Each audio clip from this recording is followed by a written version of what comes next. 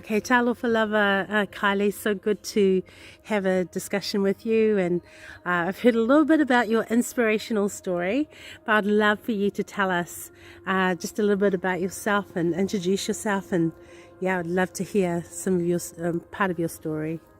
So my name is Kylee Black and I live in Hamilton. I've been here for 10.5 years. I've been in the same house the whole time I've been here. It's my little piece of paradise. Before that I was from Taupo and all my family's from Hawke's Bay, and I grew up in Warkworth. This is my friend Sarah, she's amazing. Hey. And my flatmate. I'm from Hamilton. I grew up here about 2 minutes down the road. Yeah, and I'm Kylie's flatmate. Work alongside her. Yeah. So you literally moved 2 minutes down the road. Yeah, pretty much. I love that. Lovely to meet you, Sarah. So Kylie, can you tell us a little bit about your story? And just sitting here, we're having a normal conversation, but there's so much more to your life, and I'd love for people to know a little bit more about that. A couple of years ago, you were on the campaign for euthanasia. So there was a bill that was put out for euthanasia, and you were strongly against that. Can you tell us just a little bit about that before we launch into who you are? Yeah, so I was asked to speak up for the euthanasia bill, and I guess the biggest thing for me is that it was considering the wider implications. As someone with a disability and someone with a critical complex health condition, life can change pretty quickly, and the supports that you have in place, they dictate the quality of life that you have. So I'm really lucky to have really good supports in place now. It hasn't always looked that way, and I actually spoke up about the bill, but I found myself in hospital like 2 weeks later, and was in so much pain and was so unwell that I was just like, honestly, if it was here, I'd take it. Like, and that just shows like it wasn't about like doing it, but it's like, that's not right, hang on. Yeah, I understand. It's at that time, the reason why you would do it is because, not because of the pain, but how much in your mind this would alleviate, having a quick answer would be the way to. So my doctors said they have people beg for it all the time, but then they say like a week later the person has no recollection that they were in that place. Wow. Yeah. And I think I found that same thing for me. Like when things are really dark and things are really hard, it seems like it's an answer or the answer, and you don't feel like you can go on anymore. But I think the difference is like, so someone without a health condition goes to the doctor and says, I'm suicidal, I want euthanasia, and the doctor's like, I send you to get suicide support, and I go in the same and I go, I'm suicidal, I want euthanasia, and they're like, well, of course you want euthanasia, like why wouldn't you want euthanasia? But they don't ask me, am I sleeping, am I eating, do I have good support systems in place? Like my friend in the South Island, she's like, they didn't ask me those things, like they just said, you're paralyzed, of course you want euthanasia. But just because I have a disability doesn't mean that I don't have quality of life. That's right. But the thing is my quality of life is dictated and determined by the supports that I have in place. And when I haven't had the right supports, it's been really hard. It's been really isolating, and you feel like a burden and a barrier and an inconvenience and stuff like that. But when you're able to connect into community, like connection is so much a part of it. And yeah, I wanted to speak up, not to be so much as like, absolutely, like I understand why people come to those places, but I saw the other side of it as someone that has lived disability experience with critical illness, that the supports you have in place can change everything, and what it looks like in those moments. And when things are really dire and pain is out of control, you'll grasp for anything you can.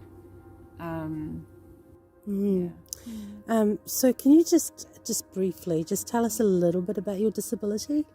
Yeah, so I have a condition called Ehlers-Danlos syndrome.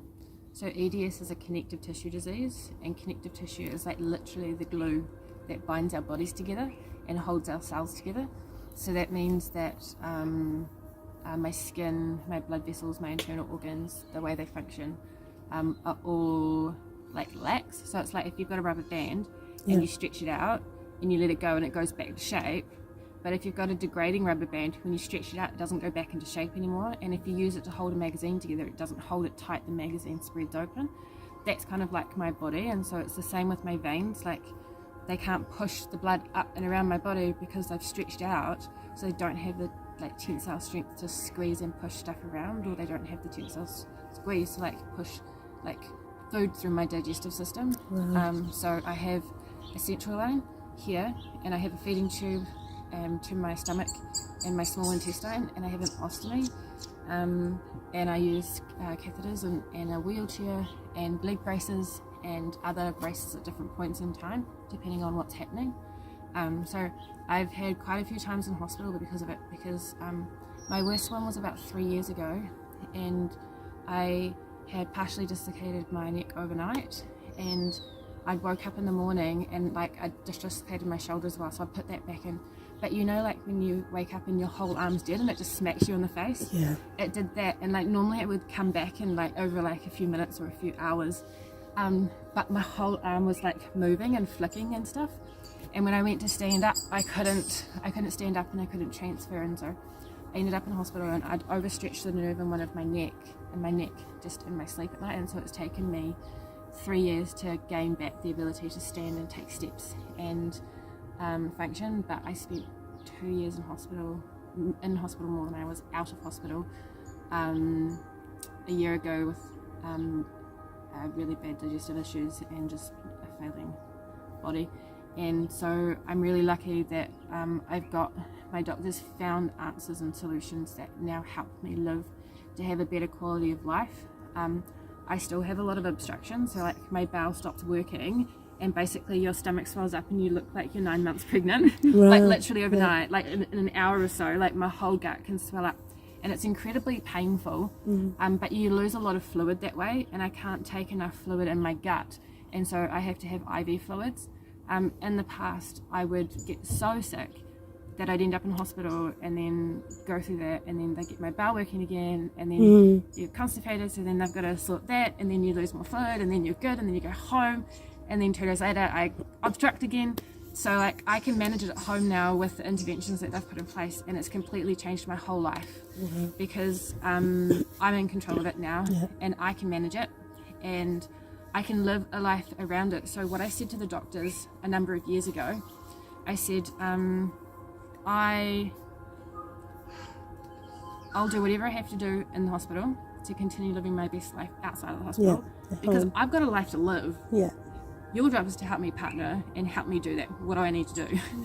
Amazing. And that attitude and that like going like, cool, I want to be a partner in my team because I want to live life, but I can't change my circumstances. But what do we do to live life again? And they've really come behind me and supported me. And and I'm really lucky for that. But it's also really cool because like some of the others are like getting better access to care and stuff as well. Yeah, I'd like to move on from, because it's incredible to talk to you today and realize you look, absolutely, I'm not going to say normal, but look absolutely just in really amazing health. And yet you're going through all of these things that you've just showed us. And so to hear that is completely inspirational to me, and I'm sure to everyone who's going to hear the story. But not just that, you have gone beyond that, and that's where we bring lovely Sarah into this story.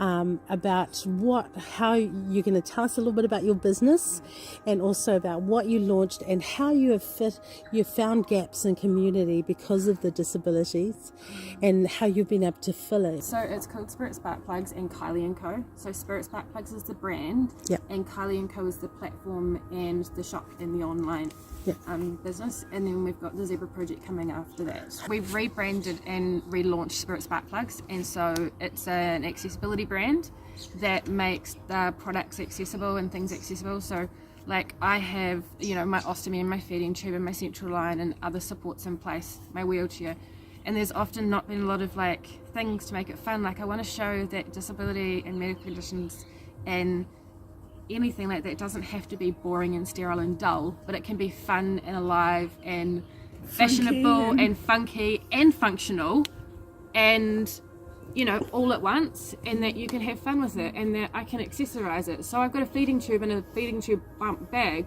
Cool. I've got a cute bag now, and I've got something that works, but it actually works really well. And I've got tubey pads and I've got ostomy bag covers, and it takes it from being a medicalized product to being able to have some fun with it and create some conversation.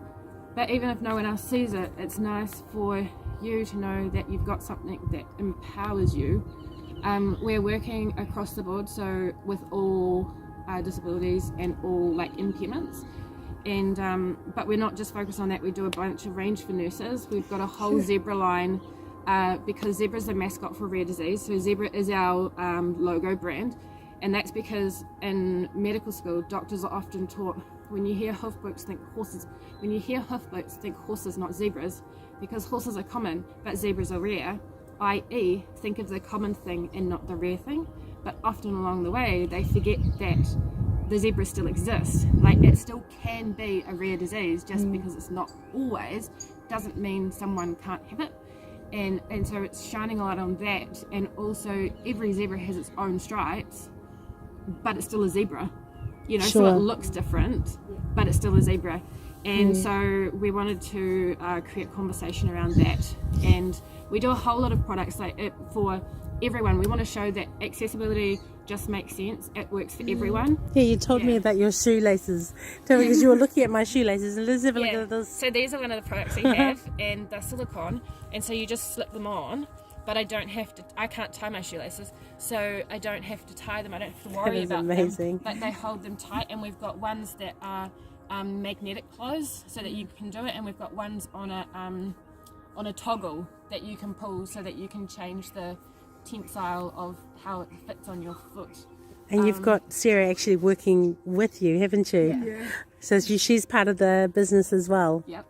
Yeah, and so is my partner. So we're kind of like the dream team here. Like, we spend so many hours just like talking about, you know, things and ideas, and I'll run all my ideas past Sarah, but Sarah's actually amazing. So she came into live with us, and like, she's so talented, it's like crazy nuts.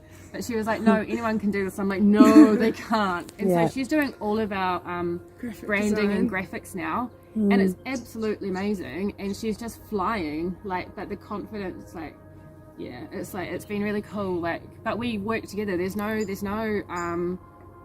hierarchy. Like, we're all just in a team, and the cool thing is that it's not me. Like, I get to spearhead it and be like this, and but oh my goodness, like, if I had to do like the follow-up stuff behind it, I'm not good at admin. We all have a part to play, eh? And that's the thing, right? And so, like, it's not that, yeah, I'm here speaking today, but it's not just me, like, and that's why I asked Sarah to come, because like, she's a massive part of it, and like, we spend hours each day going through like deciding what we're going to bring in and stuff, but we have a lot of fun with it. But like, we are a team, and we've got others that come in, and the coolest thing I think is that we had someone come in the other day, and they're like, I just feel like I found my people. Like, I feel comfortable here, I feel at home, and I'm like, that's the coolest, most amazing compliment ever, because for me, that's where it's at. It's like, I want to create a space where people can just feel welcome and to be who they are as they are, which is why we've done what we did with the Soul Lounge, and why we're doing what we're doing with our projects now. And we've got a much bigger dream ahead of us, but we're just taking it one step at a time. So we've launched Spirit Spark Plugs, and we put a product a day on the Facebook page right now, until the website launches, which is Kylee & Co, which has hopefully in the next few months. We've got over 1,000 products on the site, so it takes some time. I've learnt, but yeah, I'm really lucky to have an amazing team, and I'm really lucky to have the supports around me, and so I want to use what privilege and supports that I have to be able to help offer those for others. I think it's quite cool. Kylie's trying to build jobs around people, not people around jobs. So That's amazing. So I couldn't work if I couldn't do my job on the couch, supported with all my joints supported. one time I was like, oh cool, I'll sit on the ground, we'll take photos, no problem. But I hadn't been in that position before, and I got really confronted because my arms were dropping out and my shoulders were dropping out, and it was causing a lot of pain. Yeah. And I realized that I stopped, and I realized that it was a confrontation for myself, and then we changed things. But it's been the same for others. I'm like, focusing on people's strengths and their capacities and what they can do and not what they can't, and what they do have and not what they don't, and like drawing that out in people, but also Building confidence and being like, you know, it's okay, like, so you can't come in today, sweet, like take some time out, like I can't always come in want to either. work in the evening because you can't sleep at night, but you sleep through the day, it's fine, you know. And that's incredible. it's working with young people, so we've got a few people that come in at the moment, and like the idea is just to start off with, like it's like pre-employment, so it's just turn up, just because so many people are isolated, and actually just being able to turn up somewhere is enough. Yeah. And being able to turn up as you are and be accepted as you are regardless. And we don't focus on medical conditions, we don't focus on the illness, like, and we joke and we play around, but like there's like, we just get on with it. But there's a lot of space, like my job share, one of the jobs at the moment, like we've got a new guy starting, and he could do all of it, but it would take some time. So we've got one of the girls coming in to do it with him, and then it's supporting the strengths, so you're not confronted by limitations. And then we're going to use that time to focus on other things that he's really good at, you know. So it's working the job to the person and supporting the person to be successful, as opposed to trying to mold people into that. A job. And that's what I do with my home supports, like my disability, like because I need support at home. So I kind of do the same thing. Yeah. You know, Kylee, I was just thinking about, while you were talking, of how incredibly important it is to have businesses around people, and that's where your loyalties will come from, is because you care about them deeply.